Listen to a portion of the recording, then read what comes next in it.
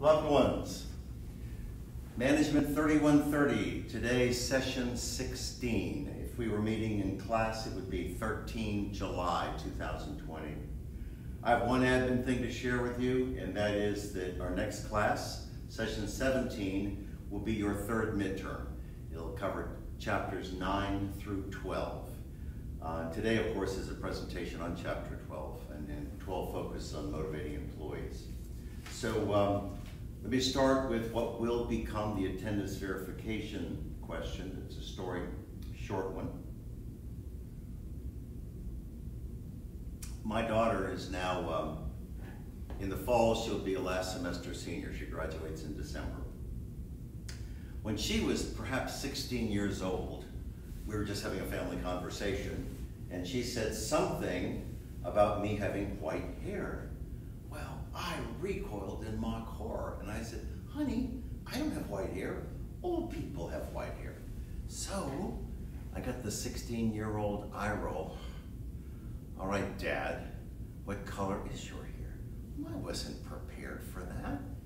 So I thought for a second and said, titanium! And it's just important that you know that my hair color is titanium. So now, let me jump on chapter 12, this chapter on motivation. I would argue that motivating employees is enormously difficult to do. It really is. Very short story. I have a friend here that's a chemistry professor, 22, 23 years of experience. We're in the same Sunday school class at church, and he learned that I teach leadership, and he was all jacked up. He said, how do you motivate your students? And I said, I don't motivate them. That's internal. They have heart or they don't. Really, I know that sounds like I'm abdicating the responsibility of discussing motivation in ways that will help you in a managerial role. But what I said, I believe, resonates with truth. Very difficult to motivate people. You have drive or you don't. You're a slacker or you're not. You're high speed or you're not. Motivation is internal, and there are relatively few things in an organizational setting that we can do to effectively motivate people, but we're going to do lots of stuff in discussing that. So I'm on 458. The definition of motivation would be the psychological processes that arouse and direct goal-oriented behavior. Oh dear. Good stuff, I agree, but I'm convinced that motivation is largely internal. I think that describes all of us in every stage of life. So I want to go right now to the implications of reward and punishment. And primarily I'm going to focus on rewards right now, because the authors make a very useful distinction about the difference between extrinsic rewards and intrinsic rewards. Here's the sort of the distinction between the two of them. If you give someone a reward in an organizational setting, someone who works for you, that's extrinsic, it has a discernible economic value. If you say, I'm going to give you a $5,000 a year raise, or a 3% raise, or a bonus, or whatever it is, I'm going to give you a $600 a month car allowance, all of those things have a discernible economic value. It's a value in a factor market. We can compare it with other things. Intrinsic rewards are things that are literally internal and motivate us. For example, one of the reasons that I treasure my job is I think it is just replete. It is full of intrinsic rewards. I don't get to pick my students. I don't get to pick the classes I teach. But on the scholarship side, I get to pick the research projects I work on, the pace at which I carry them out, the people with whom I collaborate. I'm not forced to do something that doesn't match up with my interests. I'm not forced to work with people whom I don't like, with whom I'm incompatible. So the fact that I have a great deal of autonomy, a lot of decision-making authority over how I do my job is a very big deal. That's true in a classroom. If you look across the management faculty who teach the strategy course, I intensely dislike the case method. Yet I have colleagues who use it successfully. I have other colleagues who do simulations. Because my PhD is in strategy, I'm convinced that strategy is a standalone discipline. It's not a byproduct, it's not an amalgam, a mashup of other things. Strategy is a discipline in which academics study how firms compete, and if you're a practitioner, you're the person who's doing the competing. You try to make some decision on anything you can do to outperform other firms in your industry. So to me, strategy stands alone as a discipline, and I talk about the concepts and how we apply them, how we implement them. So my point is that all of you will take Management 4131, or whatever we call it. Maybe it's BUSA 4131. It's a capstone course. It's required of every undergraduate student in the Parker College. It doesn't matter what your major is. Each of you will pass through the 4131 course, the course in strategic management. And there are probably 5 or 6 of us who regularly teach it, and we don't teach it in lockstep. We don't use the same content, we don't use the same delivery techniques, we don't evaluate you all the same. Because again, each of us has a great deal of autonomy, a great deal of decision-making authority in terms of how we deliver that material and how we accomplish the student learning objectives. So my job is one that is full of intrinsic rewards, and that's a darn good thing, because the extrinsic rewards are crap. When I say they're crap, I love what I do. But I've been here 12 years. In the 12 years that I've been here, there have been 7 years of no raises and 2 years of furloughs where the university took back money. 9 out of 12 is a pretty crappy fraction, isn't it? So again, on the money side, it's pretty disappointing, but I'm not here for money. Glad I get paid, but I'm not here for money. So now I'm on 461, and I have to talk with you about this. I think it's lame, but I have to. Big presentation in the textbook, very, very common discussion point, and that is Maslow's hierarchy. Maslow, I guess, I'm not even sure what his background was. I'm not sure if he's a sociologist, psychiatrist, but Maslow said he believes there's sort of this pyramid in life, and we have these base needs of survival, and then we move all the way up the pyramid towards self-actualization. Okay, here's my take on Maslow's hierarchy. It's been out there for a lot of years, 60, 70 years or more. There is almost zero empirical support for it. Every time anybody's tested it, they haven't found that the results of the test support the theory or the hierarchy. So it's intuitively appealing. That's like Eric Russell saying, do right. I agree that that's intuitively appealing, but it doesn't give us any prescription, any real guidance. And is it possible that your definition of right might be different than my definition of right? That's entirely possible, isn't it? So again, Maslow's hierarchy, I'm not going to spend any time on it because, as I say, it's been tested over and over and over for decades, and there's no empirical support. Nobody's ever found any results in any of their examinations of this to say, yes, Maslow's hierarchy works. It's got great predictive value. It does not. Intuitively appealing, but lightweight stuff. Now, I want to talk to you on 463, and I want to talk to you about some of the work from David McClellan.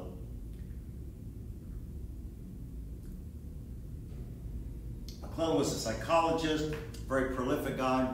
Perhaps the most important work he did, he would have published in the early 70s. He was a scholar for decades longer than that. He was writing very good stuff in the middle and late 80s. But he wrote a book about power, how you and I use power in organizational settings and that sort of stuff. And that is, to me, that is the apogee, that is the peak of his work. But what is presented in the textbook is McClellan's one of his major contributions was he came up with this needs theory thing. And I want to put the needs on the board, and I want to talk through them with you. And then I'm going to tell you how I think I match up. So this is David McClellan's work, and he said, each of us to some degree has a need for achievement, and to some degree, each of us has a need for power, and to some degree, each of us has a need for affiliation. So, these things coexist. And he argues, he's a psychologist, he argues that we all have these needs in different degrees. So, I scored myself. This is Bill Norton looking at Bill Norton. And I would almost invite you to do the same thing I've done. Okay, this is my assessment of me. I would tell you that my need for achievement is high. My need for power is low. My need for affiliation is moderate to low. Every task I've ever taken on, from farm boy to 72-year-old college professor, I do things two ways. I do them well or I do them not at all. So in my view, I have a relatively high need for achievement. Whether it's at home, whether it's in business, whether it's in the military, whether it's in academia. Excellence is the standard, and that's the standard to which I hold myself, and that's just my assessment of me. So I would say to you that on the need for achievement, I would score relatively high. On need for power, I don't need power. I don't need to influence how you do things. If I'm in a role where power goes to the incumbent, I'll use it well, I hope. But my point is, I don't crave it. There are people, and you know them, that crave power. They have to manage and manipulate every environment, every situation, every outcome. Need for affiliation, I would say moderately high, but also I'm not desperate. I'm so blessed in so many ways, with the family I treasure, with friends, that sort of thing. But I know people that have to be loved by everyone. Could you say social media, where people pretend they're all these extraordinary things when indeed they're not? And you and I know it. I don't spend a lot of time with the Kardashian sisters. So that's me assessing me. But the point is, I want you to understand what McClellan says. Some people have a need to achieve, and that can be high, moderate, or low, couldn't it? Some people have a need for power. Heck yeah, you and I know bunches of them. Some people have a need for affiliation. Some people are desperate. Other people are very comfortable. I would say to you that for a variety of reasons, I am alone often, but I have not been lonely 1 hour of my life. So my need for affiliation is somewhere between low and moderate. How would you assess you? But I want you to reflect on McClellan's work as you read the text. It's really a powerful theory, and one of the things that we've discovered is that where do you think entrepreneurs would come on this needs theory thing that McClellan talks about? You think they'd score relatively high on achievement? That's right, we bad. Sure they would. Sure they would. So this really has some surprisingly good predictive value. It's also very, very useful in the context of leadership, because one of the things that leaders do is inspire people. The primary role that leaders have is to motivate people to accomplish some task. And we actually talk about that in the next chapter, chapter 13, is groups and teams. So now, on 468, there's figure 12.6, and it compares Maslow's work with McClellan's work, with Deci and Ryan, with Hertzberg. And I would say that McClellan's work and Deci and Ryan's work, where they talk about competence and things like that, those are both valued. The other two are bogus. They were somebody's idea. They thought it was cool 50, 60 years ago, but we can't find support for it when we examine it, and we can't find any practical application. It just sounds cool. And cool, you know this, the correct spelling of cool is F-O-O-L, yes. So now I want to talk about process perspectives. Process is how we do things. And the thing that I want you to understand, and this is enormously important to this conversation, something I want you to understand is no matter where you are, no matter what the organization is, what the level is, what your responsibilities are from a task perspective, you, in your unit, have a great deal of input, a great deal of control over how things happen. For example, you can always create an environment that in everybody's view is fair and equitable. That's process, that's how you do things. And we'll talk about that in a moment. But I just want you to understand that process is how we do things, and oftentimes in your unit, not organization-wide, but in your subunit, you have an enormous amount of control over how those processes roll out. So the first thing that the authors talk about, I'm on 469 right now, as they talk about equity theory. And they model it in the textbook. I'm going to put it on the board because I really think it's worth us spending some time with. Equity theory essentially says that we seek equity in social settings, typically in organizational settings, but oftentimes just in pure social settings where business is not done. So here's you. Here would be any referent others. So here are your inputs, and underneath them are your rewards. And here are the inputs of others and their rewards. And what you are looking for essentially is, do you believe that those two are approximately equal? Here's a what if.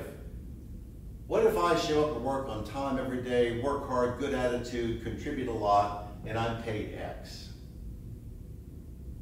And others in my unit don't show up on time, don't work hard, slack off, point fingers, make a limited contribution, and they also get paid X. Oh dear, what would equity theory say? Equity theory would say that you're being treated unfairly, wouldn't it? So equity theory always uses others as a reference. It could be an individual, it could be a group, it could be people at the same level in the organization. But if you, and we do this constantly and even unconsciously, if you do this calculus, if you look at what your inputs are and what the outcomes are, and you look at others who are similarly positioned, and you see some misalignment, what you know is there's a lack of equity. And those things suggest that you need to talk to your boss, or you need to freshen up your resume and leave. Because I can't know if the problems are structural or if it's just somebody made an innocent mistake. But my point is that this is just a sort of a picture. This is modeling equity theory. There's always a referent. It's you compared with others. Could be an individual or others in the organization. And you look at what you put in, your contributions, and what your outputs are, what the rewards are. And you look at these people who are similarly situated. What's their input? What are their outcomes? If they're approximately equal, you have legitimately the sense that this environment is equitable, it's fair. But if you see an imbalance, if you see some kind of a disconnect, then you know that it's not. And I promise you, you will take some action, or you'll be miserable for a very long time. So I'm now on 471. And there's a discussion, a very short discussion, on 3 justice theories: distributive justice, procedural justice, and interactional justice. Interactional justice is sort of, it seems to me to be redundant, because it answers a question: are rewards allocated fairly? Okay, I get it that that's important. But distributive justice answers the same question: how are rewards allocated? Now, the distinction maybe is very specific mechanism in terms of how they're allocated, but if you don't consider the equitable piece, you're an idiot. If you're in a managerial role, you don't consider what is fair and equitable, then you probably are poorly positioned in your organization. So, distributive justice answers how rewards are allocated. Excuse me. Oftentimes in an organizational setting, if you are early career, you'll have no input whatsoever in terms of how rewards are allocated to you or to others. However, think about procedural justice. We haven't spoken of that yet. Procedural justice says, is the process fair? So, I'll give you an example of what I think is procedural justice. Let's assume that you're a member of a citizens panel and you have some important relationship with a local police department. And a cop in that PD responds to an active shooter situation, shoots the bad guy. Okay, cop responds to an active crime scene, shots are being fired, the cop shoots the bad guy. Now, here's scenario A. Scenario A says the department simply takes that cop out of the patrol division and puts her or him in some administrative sort of a function, does not release any sort of a public statement except to say we're investigating it, and conducts a quick, thorough, and objective investigation, and 10 days later releases a finding. The finding could be the cop acted inappropriately, he's going to be sanctioned. The finding could be the cop met our standards precisely, and there will be no sanction. But my point is, the cop was simply taken out of patrol division, assigned administrative duties, No public statement except to say we're investigating. And then, of course, there's a quick, competent, fair, and objective investigation. So that speaks to how the process is handled. Now, let's take that same general scenario. You're still on the citizens panel, but it's for a different department. And a cop finds himself or herself in exactly the same situation. Out on patrol, there's a call, active shooter, responds to the crime scene, shoots a bad guy. When I say a bad guy, someone with a gun who's trying to harm innocents. That pretty well makes my definition of bad guy. And I'd shoot his ass too. I shouldn't have said that, forgive me. But I did, and I would. So the cop responds, shoots a bad guy. Now, this is Department B. So here's what happens. The cop is suspended without pay. The police chief and the council and the mayor and all these other politicos say, oh, Norton is terrible, he never should have shot that guy, and we're going to charge him with murder. And then there's an investigation and it drags on for months. It lurches and stumbles and falls and starts and lurches and stumbles and falls and starts. And it goes on for 10 months. Now, I want you to think about this. You are a brother or sister in blue. You're a member of Department A or Department B. If you're in Department A, the situation you'll see, you'll think, no matter what the outcome is, no matter what is decided, I, fellow officer, I am convinced that the process was fair and equitable. There was no harsh, premature judgment, there were no inflammatory public statements, there was no punishment, and there was a finding. And we don't know what the finding is, but the point is, procedural justice asks the question, is the process fair? Is how we do things fair and equitable? Now, in scenario B, what happened there? The same exact event at a crime scene, but the cop is suspended without pay, publicly humiliated. The investigation drags on for months. And remember, you're in this department, you think, oh my goodness, everything about that is wrong. So, you have control in your unit. I don't care if you control 4 people or 40 people, it doesn't matter. You and your control can make sure that you observe procedural justice. You can make sure that anything that happens in your unit is done fairly, is done equitably. How cool is that? I think it's remarkable. You can't control how rewards are allocated. That's typically some sort of an HR decision, objective metrics, I don't really know. But you can darn sure control how processes are carried out, because you can make sure you can be scrupulously fair and make sure that any process like that is equitable. So it's important that you know that in that dimension, in an organizational context, you have a great deal of input. So now I'm on 472, and there's a conversation about voice. And this is not where Gwen Stefani comes in, or Blake Shelton, or whatever. Voice is a delightful synonym for a word that I would call input. You have voice if people in your organization, especially people above you, but peers or anyone else, if people in your organization actively solicit your perspective of anything. And that is so powerful. That is so important. And the reason it's important from a motivational perspective is if I'm a team lead and you're one of my team members and I'm going to do something and I say to you, here's what I think we should do. You know the situation. Here's the task at hand. Here's what I think we should do. I want to hear your opinion. You're experienced. You're seasoned. You're part of this process. You're going to have to carry it out. I want to hear your perspective.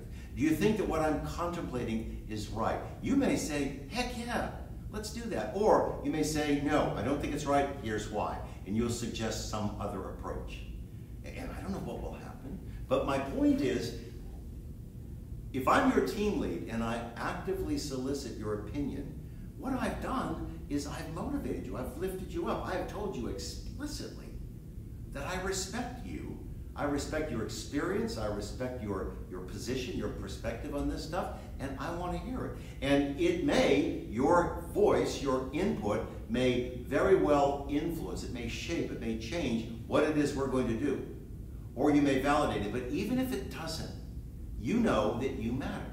You know that you are regarded as a valuable contributing member of this team. and that your team lead is actively seeking your input, your voice. And besides that, you also, if you've had voice, if you've had a chance to discuss and shape this thing, you got a pretty good idea of what we're doing and why we're doing it. So even if your recommendations are not perfectly adopted, if we go in some different direction, you're aware, you're committed, you're in 10 tenths, because you know, because you had a chance to shape it, to influence the process and perhaps the outcomes. So I can't tell you how important voice is. I really can't. We're going to talk a little bit later about collaborative decision making, and my goodness, voice is so powerful. So what I want you to do, I want you to realize that, again, in whatever role you take on in an organization, as an early stage manager, team lead, whatever it may be, this thing about process, you can positively influence every process that your team, that your unit does.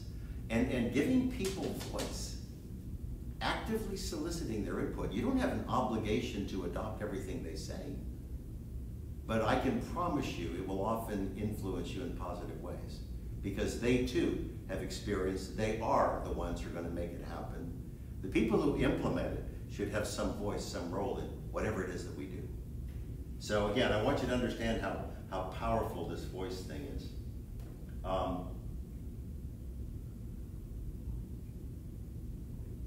Now I'm on 475. There's a short discussion of goal theory. I think the text may call it goal setting theory, but it's more broadly just described as goal theory. Here's the takeaway. If you read that section, and I trust that you have, and I hope that you'll reread it. If you read that section, what it'll say is goals have to be specific and achievable. Time out! Let me call it time out there. That's not what a goal is. Goals are abstract, they're long-term, they're visionary, they're high order. When Michael Dell started his company in 1983, he shared with anyone that would listen to him his vision. He said, I want to create a company that becomes dominant, number one, in the personal computing industry. That, loved ones, is a goal. That is long-term, it's high order, it's visionary. The reason I'm making this distinction about goals and objectives is the definition of an objective, as contrasted with a goal, is something that is specific and achievable. So let's assume that I'm Michael Dell's sales manager. We're going to go back in time to 1983, and I'm his national sales manager. And the big boss says, that's our vision, that's our goal, to become dominant, number one in the PC industry. That is not political correctness, that is personal computing. Yes, but you do that, you're pretty bright. So my specific objectives would say, okay, here are the objectives for the first quarter, the first year, whatever. We are going to manufacture, ship, and collect revenue on 200,000 machines. Whether they're desktops or laptops, it's irrelevant right now. That is my objective. That is specific and that is achievable, in my view. So now year two, am I going to say 201,000? I'm not. I'm going to say whatever I think is specific and achievable. What if I think I can double it? What if I say that my objective for our second fiscal year is to manufacture and ship 400,000 units? Heck yeah! But you see the point? An objective is specific and achievable. Goals are not. Goals are high order. They're way up there. They're abstract. I want to be the best sprinter at Georgia Southern. I want to, whatever the case may be. They're lofty. They're aspirational. Objectives are specific and achievable. And I really wanted to make that distinction because I'm disappointed that the authors don't. But that's why you pay me the big bucks. Faculty are stinking rich. We have Gulfstreams and Lamborghinis and 4th of July shirts, and we're just stinking rich. Heck yeah. So now I'm on 479, and there's this thing called the job characteristics model. I think the authors were Hackman and Oldham, yes, sometime in the 80s maybe. They really did a pretty good job, and that's why this particular theoretical framework is very durable. It was developed about probably 35, 40 years ago. But they say that the characteristics of a job revolve around the variety of skills, the task identity, the task significance, autonomy, and feedback. Study that. Not because you are going to have to concern yourself with that in your own job. Study that because I promise you, very quickly after you leave here, you will be in some sort of a managerial role. You'll have some kind of oversight over the work activities of a group of people. It may be small, it may be big, I don't know, and it doesn't matter right now. But I want you to think about that.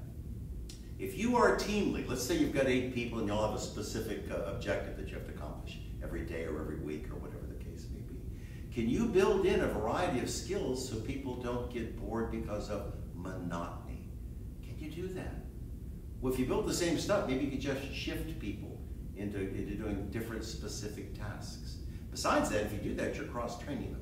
You're also building a sense of camaraderie, morale, a cohesiveness. But think about this notion about skill variety. Is there any way for you to take people and put them with their existing skill sets or growing their skills, put them in a situation where they carry out different tasks? Task significance. I hear people say that again, most of you are Gen Xers, that's how demographers would describe you, but I hear people speak of millennials and say that they're so different from other generations because they want their work to have meaning. Okay, how precisely is that different from me or my dad's generation or anybody else? I'm not sure that it is. So here's a reality, and that's precisely how I want to deliver this thought. Sometimes the thing that we do, if my job is putting the caps on squeaky dry erase markers, does that seem significant? No. But what if I don't? What if it gets shipped and it goes to Staples or Office Max and you buy it and you take it to a whiteboard and it's dry? You just spent 89 cents on this big dog and it doesn't work. If you and I do anything, any step in any process in any organization, if you and I do anything that contributes to us delivering an excellent product that serves the intended purpose, then whatever we did is significant. And that's the message. Putting a cap on a dry erase marker seems trivial and insignificant, doesn't it? But what if I don't? What if I don't? It dries out, it's worthless, throw it away. So when you think about task significance, you really have to think downstream. Not what I'm doing in the moment, but the people that buy and use this thing, what are they going to get out of it? Would you want a car that's unreliable? Would you want to buy a set of tires and have the cords immediately separate as you? No, no, no, no. When we buy stuff, it has to perform some intended purpose. If you contributed to that, then what you did is significant. And I want you to carry that with you, not just in your own work, but as you influence, as you motivate other people in other situations. Sometimes it's hard to look at something and say, gee, this seems pretty trivial. Not so. What about downstream? What happens to this thing downstream? What if I build something and it gets put in another, like a component, gets put in something and my component fails, the whole system goes down? Oh dear. Seems to me that what I was doing was pretty significant after all, but somehow I didn't realize that. Autonomy. I actually talked about that when I was talking about intrinsic rewards. Do people in your unit have any autonomy, any decision-making authority? Let me tell you something that comes out of the leadership literature. I realize this is principles of management. This has been understood for probably at least a century, maybe longer. Great leaders, people who are senior in an organization, whether it's a business, military, whatever, great leaders, senior leaders, tell people what needs to be done. And then those senior leaders let the juniors decide how best to do it. Think about that. If I need something done and I'm some big boss up here, are my boots on the ground with you? Am I facing those same manufacturing challenges? Am I interacting directly with customers, fighting with competitors in a market space or in a battle space? No, you are. The person with boots on the ground. I need to give you decision-making authority. I need to tell you, here's what has to happen. Here's the mission. You decide how best to do it. You have real-time intel. You are there in real time. You know limitations, resources, constraints.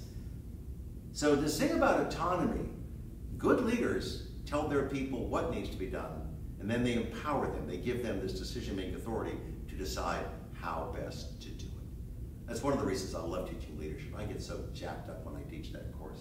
I used to teach it 4 times a year, but we've had so many shifts in our faculty composition. So now, the last thing in this chapter talks about reinforcement theory. Y'all, I can show you reinforcement theory in the Old Testament, some of which is maybe 4,500 years old. Probably the youngest Old Testament stuff is 2,500 years old. I can show you reinforcement theory in the Old Testament. Would it surprise you? I can't do this without laughing. If you do things that are good, you get a reward. If you do things that are bad, you get punished. I just gave you reinforcement theory. Okay. Was that path-breaking? No.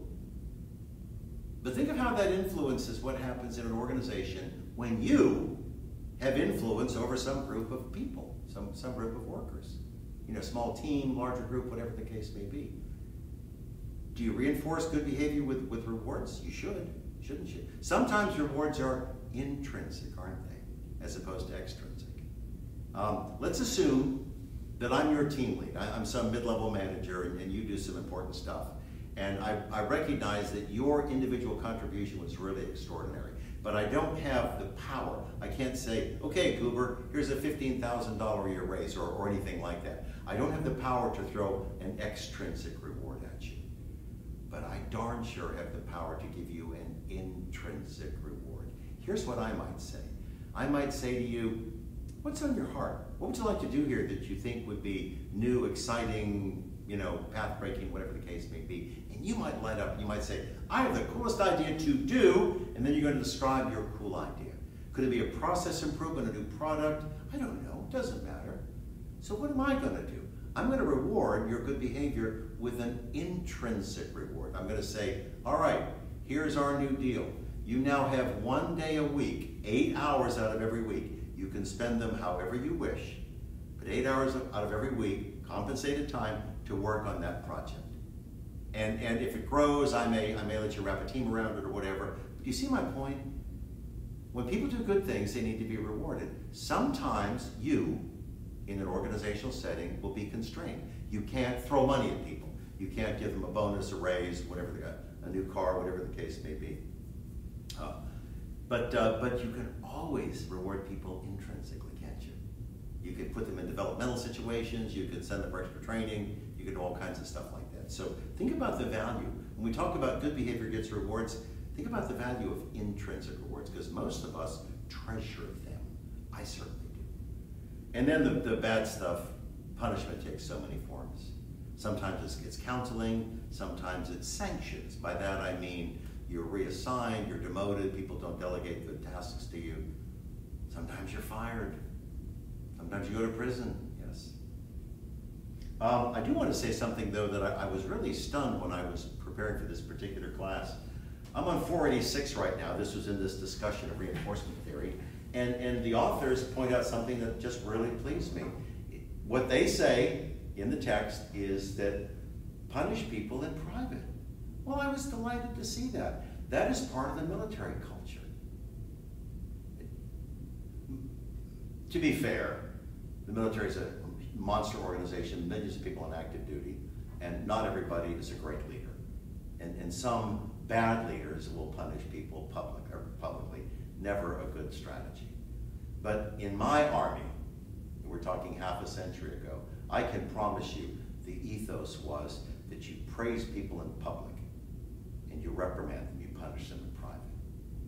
Because if you do it publicly, you're going to humiliate them, you'll build resentment, you'll send a message to everybody else that if they screw up, they too will be humiliated and that sort of thing. Bad, bad situation. So if you think about what my experience is on active duty, you praise in public and reprimand in private. That's essentially what they're saying here. They're saying punish people privately rather than make some public spectacle. And I just think that is fabulous counsel, I really do. That's meant to guide you, to shape you, especially early career when you're learning, when you're struggling. How can I best carry out these responsibilities? So now, we're at the end of this session, and it's time for the attendance verification question. This is highly technical, and I get that, but you're highly competent. What is the color of my hair? That's it. Love you. Talk to y'all soon.